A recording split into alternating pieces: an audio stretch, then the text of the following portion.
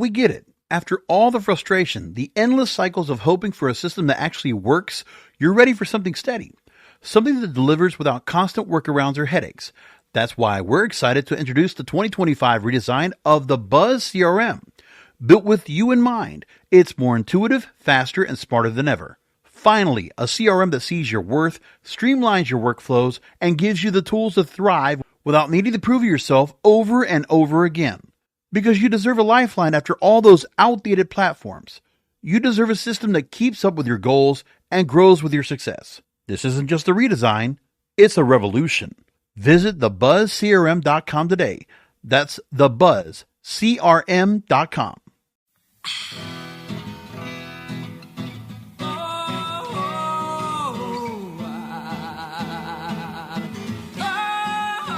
My friends, I am Vivian McPeak, and this is Hemp Present. If you have feedback or would like to suggest a guest or topic for Hemp Present, email me at hemppresent@gmail.com. Mitchell Colbert is a journalist and educator who has written over 200 articles for over a dozen outlets, including High Times, Leafly, and Cannabis Now. He is also a co-author of multiple white papers focused on sustainability in the cannabis and hemp industries, and the Budtender's Guide, a companion textbook for the training course he helped to create at Oaksterdam University. Since 2018, Mitchell has lobbied around the United States to legalize the recycling of cannabis waste, specifically vape waste. He is currently a member of the SB 54 working group in California, representing the cannabis and hemp industries and implementing a first-in-the-nation plastic packaging EPR, or Extended Producer Responsibility Law. The ASTM International published Mitchell's novel study on cannabis consumer packaging waste last year, offering a first look at the types of and volume of consumer waste being created. Welcome, Mitchell, to Cannabis Radio. Thank you for having me. Really familiar with Hemp Fest, so happy to be here. Yeah, I just totally wanted you on because I applaud your work on, trying to push the cannabis industry into, sustainability and environmental accountability. But I just kind of want to back up, and this, I often ask this of my guests: how were you first introduced to cannabis, and when did you know that this is the subject or a subject you wanted to write about? Sure. Like a lot of people in Northern California, I was kind of raised around cannabis. My parents grew in our backyard back in the 90s when it was definitely not legal. So I was one of those kids who was brought up with the "don't talk about this to anyone" rule, which of course I broke with some of my best friends. I mean, kind of hard to hide it when they're coming over to play at the house, but thankfully, no issues with Child Protective Services. Really lucky about that, I realized retrospectively, because could have gone a different way, But cannabis was always around me. And when I was, getting into high school, reached a point where I just kind of said to my dad, when am I old enough to try this out? And he was like, well, if you're old enough to ask the question, you're old enough to try it. So first person I actually got to smoke with was my dad. Rest in peace. Love him so much.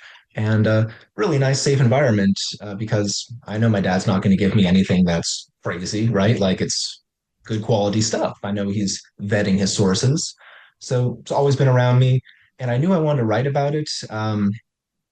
Honestly, as soon as I decided I wanted to be a writer, which was pretty early on in my life. And once I decided I wanted to write, cannabis seemed like a natural thing to be writing about. When I was in school getting my degree, my research topic was cannabis. I tackled it from every angle I could. I was writing about hemp, cellulose-based biofuels back in like 2009, when I was in school. So I was been on the hemp bandwagon pretty early on as well. Like, cannabis is great, but the amount of things hemp can do, that's next level for saving the world. Anything oil is doing for us now, hemp could be doing for us in the future.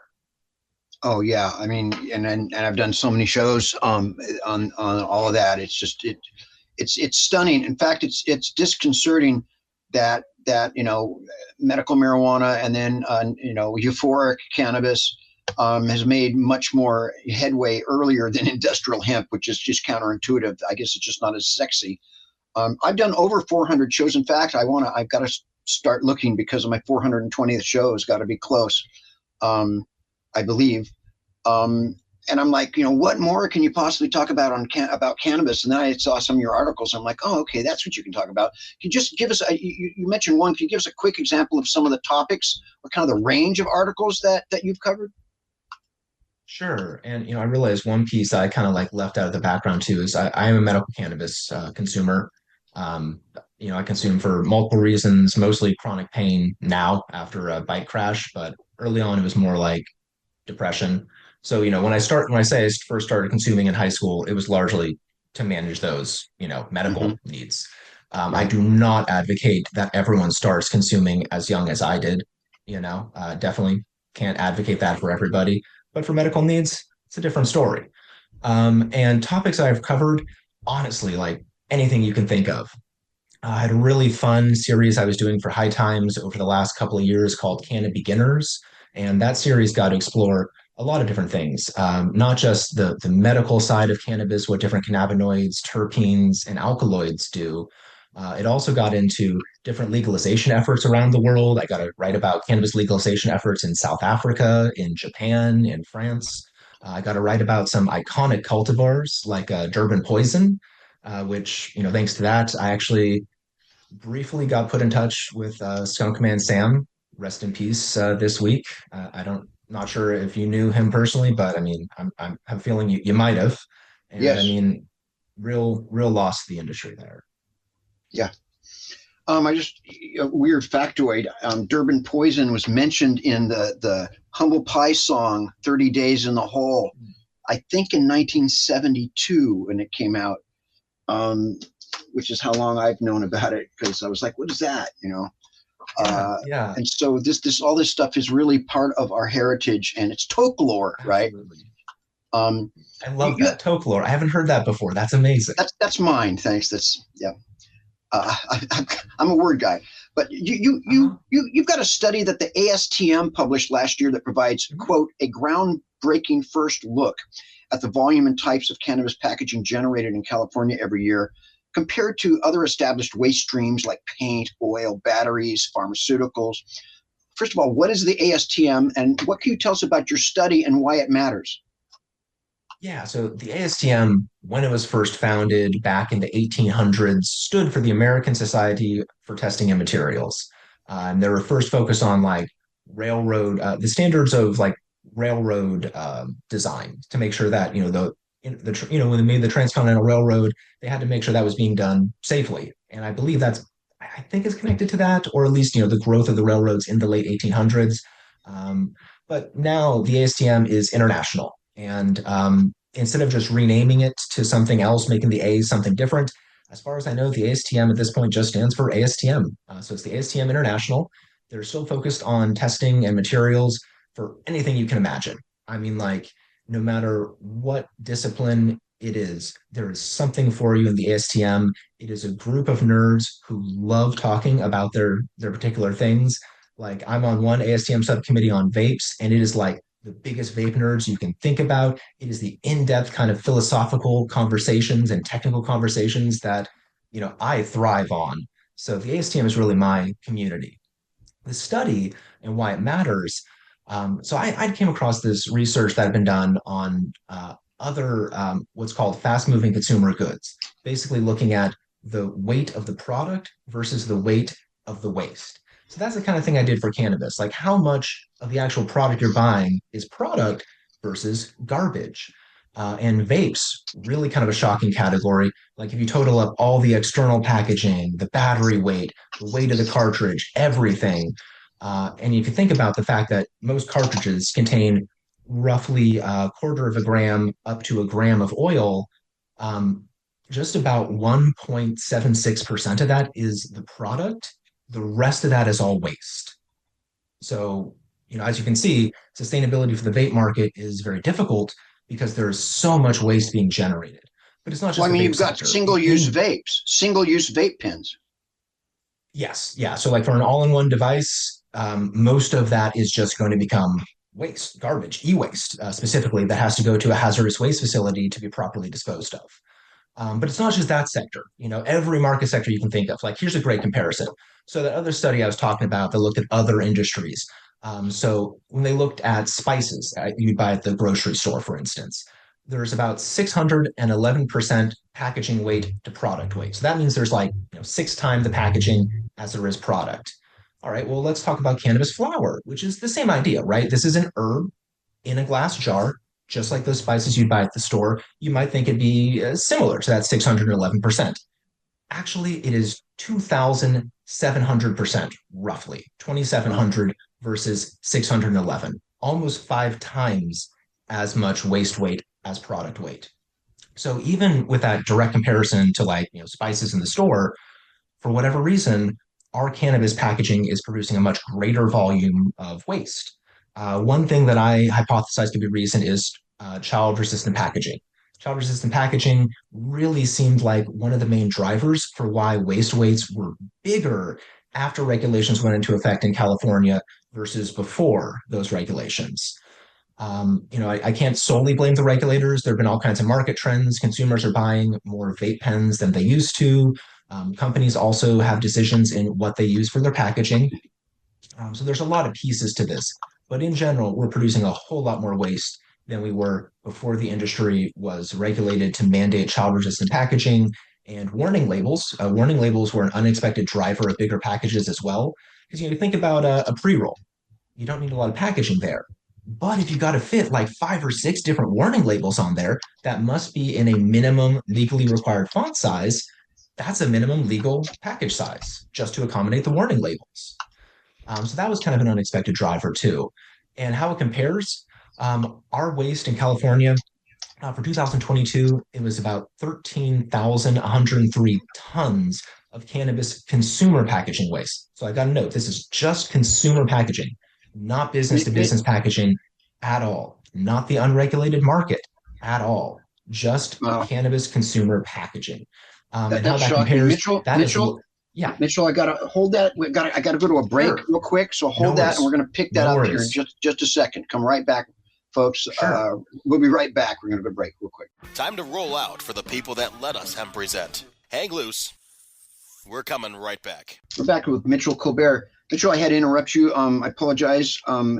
Pick that up on the no worries. Yeah, shocking disparity with cannabis packaging weight. Sure. Well, I think specifically where I was, how it compares to other waste streams out there. So I was looking at the data from CalRecycle. That's the state agency in California that does waste management. And for 2022, that's what I was comparing to. And that 13,103 tons of cannabis consumer packaging waste was larger than the waste stream for recycled paint, oil, all batteries, and almost as big as pharmaceuticals.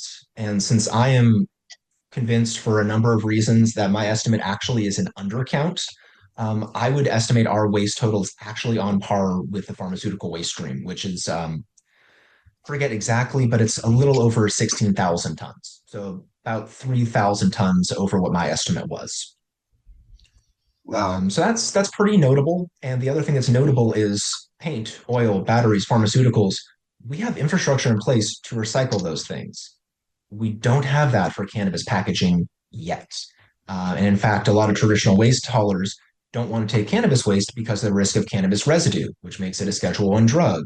And they don't have a license to take a Schedule 1 drug. And of course, the issue with vape pens batteries. Is, I'm sorry. Go ahead. Finish that.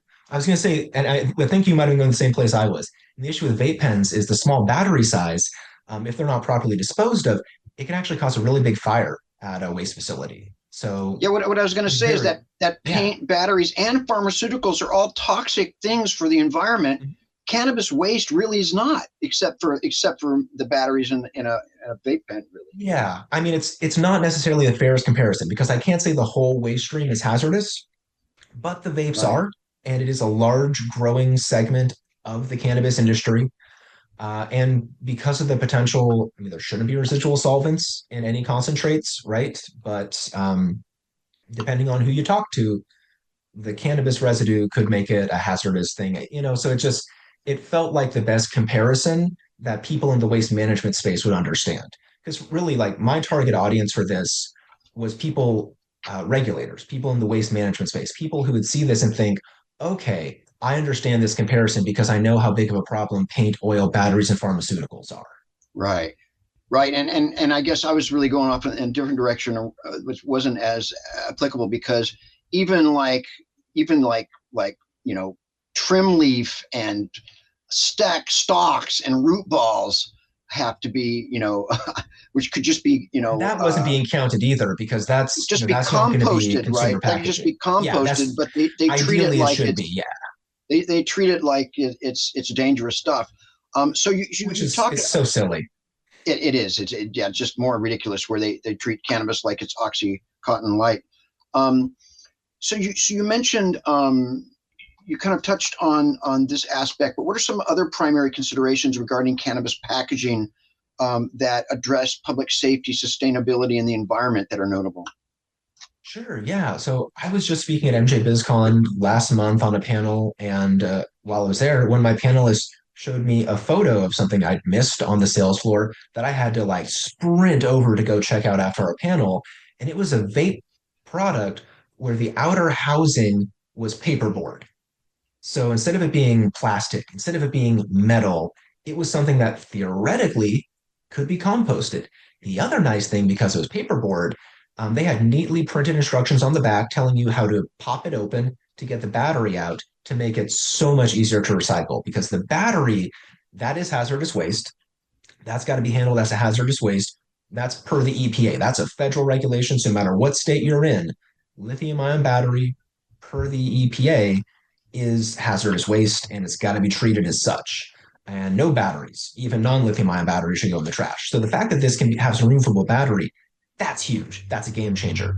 But it's not just this. I know 3 different designs. So not just the paperboard but one, but 2 other designs where you can take the battery out. That is something people in the waste management space have been asking me for since I started lobbying back in 2018. People have been asking for this for years, and we finally have it now. So in my mind, this is the first real innovation we've seen on sustainability in the vape space, like ever. Doob tubes are a big issue, and I actually, have like some giant bags full of plastic doob tubes that I picked up off the ground when I'm out on my walk. Right, I see these plastic sleeves and doob tubes, and there's a couple glass doob tubes I found, but there's for a while there were some stores that had these cardboard doob tubes. They're like telescopic, made out of cardboard. And I'm like, why wouldn't we have a law that bans single-use plastic doob tubes, right? There's just no awareness out there. In California, theoretically, that's what SB 54 might do. Because of the EPR fees, there's going to be eco-modulation fees is what they call them. There's going to be extra costs to use plastic versus other materials. So that the idea is will cause people to think, all right, well, maybe I'll use ocean plastic, for instance. Like if you're going to use plastic, at least use ocean-bound plastic where it's being taken out of the environment and then processed into packaging, because then you're giving people an economic incentive to go collect it in the environment, which we need. We need people going out to the Pacific garbage patch and collecting all that. And then if we make it into packaging and recycle it effectively this time instead of in the ocean, awesome. So like if you got to use plastic, please at least use ocean-bound plastic or use other materials. Yeah. If you're going to use plastic, make sure it's being repurposed at least, right? Yeah. Or, hemp bioplastics are great, but there you get into the problem on the disposal side where it can't be processed with other plastics. It's got to be processed with hemp bioresin technically, or it can contaminate the other plastic. So hemp bioresins are it's a tricky thing right now. But like you said, glass, I love glass tubes myself. I think the classiest look is glass with a little cork in it, or maybe a bamboo topper or something. Yeah. But it can be cost prohibitive. So I understand that some people can't afford the glass, the fancy packages. But you mentioned cardboard. I've definitely seen cardboard tubes as well. Not telescoping though. That's neat. Well, what the bottom line is saving humanity from a dystopian hellscape of climate change is not cost effective. It's madness. It's madness. We got to make it cost effective. What is not worth the cost? You know what I mean? Like survival of humanity. We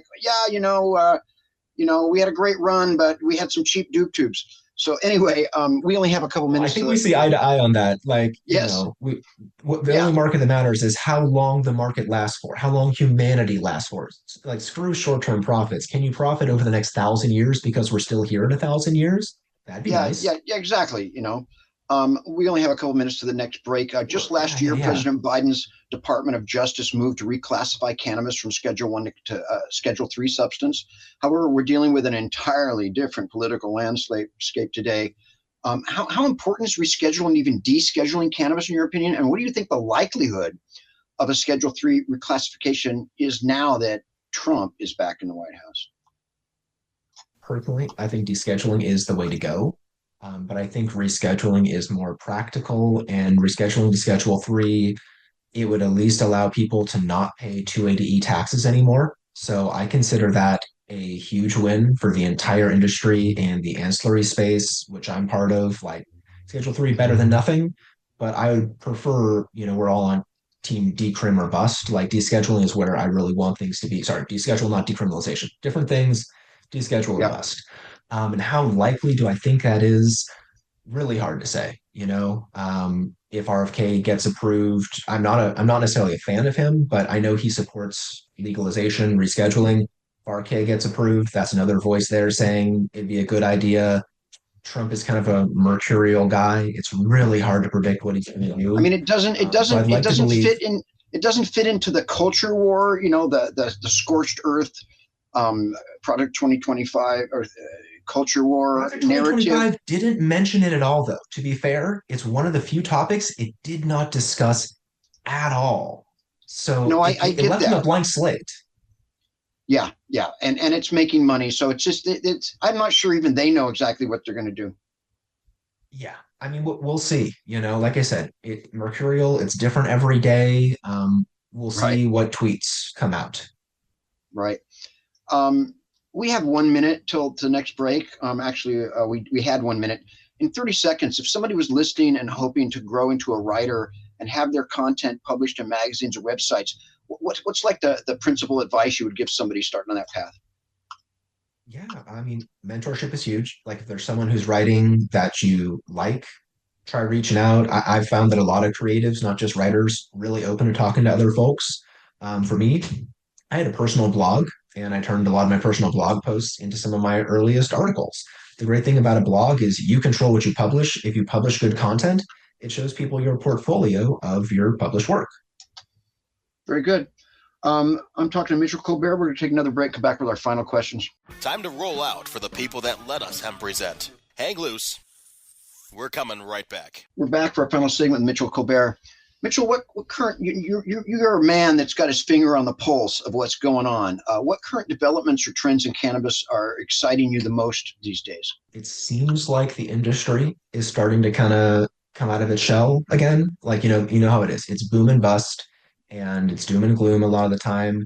And 2024 was brutal. 2023 honestly wasn't that much better. Like, especially where I'm at in California, a lot of folks are going out of business, including like longtime folks who've been doing everything right. Like, I love Swami Select, Swami and Nikki, great people. I loved what they were doing. Yeah. And in my mind, they're like the quintessential mom and pop cultivator who did everything right, like early adopters of being on YouTube and social media and all that. Really amazing branding. They still couldn't make it work in the legal market here because it is such a mess right now. And So so I many feel like legacy people, so many totally, legacy people are so losing many. everything that have 50 years in the Yep. culture. And the knowledge that is being lost with them is just, I can't even believe it. It's unfathomable. I don't think anyone has probably calculated the loss that's going on right now intellectually. And not just intellectually, like there's people who depend on the medicine that is being made from these products. And I feel like even in the recreational market, even the adult use market, it's still medicine because there's no way to take the medical effects away from these cannabinoids. I don't care if you're smoking just to get high, it's going to still make you more calm. It's going to still relieve your stress. It's going to relieve your pain. It's going to help you sleep. That's just what cannabinoids do. Right, right. So yeah, I'm really I'm hopeful that things are going to get better, in this year, and that's what a lot of the economic experts were kind of forecasting. Like Bo Whitney, I think is the guy's name. I spoke to him for an article last year, and he was like, I think things are going to be a lot better in 2025. So I want to believe that we're still going in that direction where this is going to be a year where the industry can thrive. Rescheduling would be great if that happened because that would help everybody thrive. So, we'll see. And there's just a general uncertainty about the path that economics are going to take in this country with this tumultuous administration we have. It's nobody can really read the tea leaves. Do you agree? Yeah, like I said, mercurial is kind of my word for this administration. It's and for those like who aren't familiar with the $5 version, uncertain, hard to know. Like the planet Mercury, like the Unpredictable, right? Yeah, unpredictable. Like I mean, it's just like I don't know. Like well, I want to hope for the best though. Like Yeah. I really want to hope for the best because that's Right. who I am. Mm-hmm. But at the same time, I'm a hope for the best, plan for the worst kind of guy, right? You still got to plan for things to go sideways, and hopefully they don't. Yep. Yeah, I was brokenhearted to see Nikki and Swami losing their business. They had such a great brand. They're such good people. I had them on my show actually.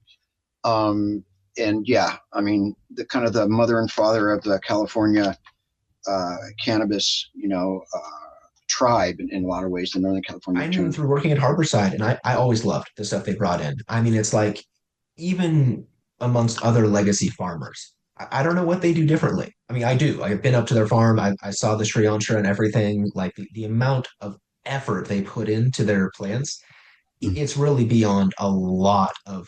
I can't, I don't want to say everybody, but beyond. I've seen a lot of grows, and they really put a lot of work into their plants. We have about a minute left. We have about a minute left, Mitchell. You've got it going on. You're a lobbyist, technical writer, researcher, communications professional, project manager, and more.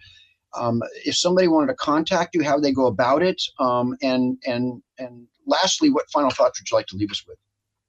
Sure. Probably best way to reach me, LinkedIn. I'm super active on LinkedIn. Just look me up by my name, Mitchell Colbert. I'm on Blue Sky now, but LinkedIn's probably the best for business. And from there we can talk more by email or yeah. Final thoughts. Thank you so much for everything you've done, Vivian. Like I know you've been at this grind a whole lot longer than I have. So I appreciate all the work you've put in with HempFest to get things to where they are, to where I was able to jump in to help get, it's an effort where every generation of cannabis activists builds on the one before them. So thank you for being that earlier generation that helped cannabis activists like me have a place to actually get started. Thank you so much for that. And absolutely, man. And it's so exciting to see that that our culture is surviving and evolving. And that we've achieved so much. We still have a long ways to go, but we have achieved so much, man. And who could have ever predicted that you'd be going into a brick and mortar pot store and getting in your car, driving off, and that you wouldn't have to look in the review mirror. So we're definitely getting there. All right. Thank you so much, Mitchell. Yeah. I wish you so much luck in all your endeavors. You too. Thank you so much for having me. You bet. The Hemp intro music, 7 Mile Beach by Joanne Rand, and the outro music's Take Back the Plant by Sticker Bush. See you next time, folks. Stay strong. Marijuana, THC, sweet sativa, Dicker Queen, Santeria, Delta 9, smoke the ganja. We get it. After all the frustration, the endless cycles of hoping for a system that actually works, you're ready for something steady. Something that delivers without constant workarounds or headaches. That's why we're excited to introduce the 2025 redesign of the Buzz CRM. Built with you in mind, it's more intuitive, faster, and smarter than ever. Finally, a CRM that sees your worth, streamlines your workflows, and gives you the tools to thrive without needing to prove yourself over and over again. Because you deserve a lifeline after all those outdated platforms. You deserve a system that keeps up with your goals and grows with your success. This isn't just a redesign, it's a revolution. Visit thebuzzcrm.com today. That's thebuzzcrm.com.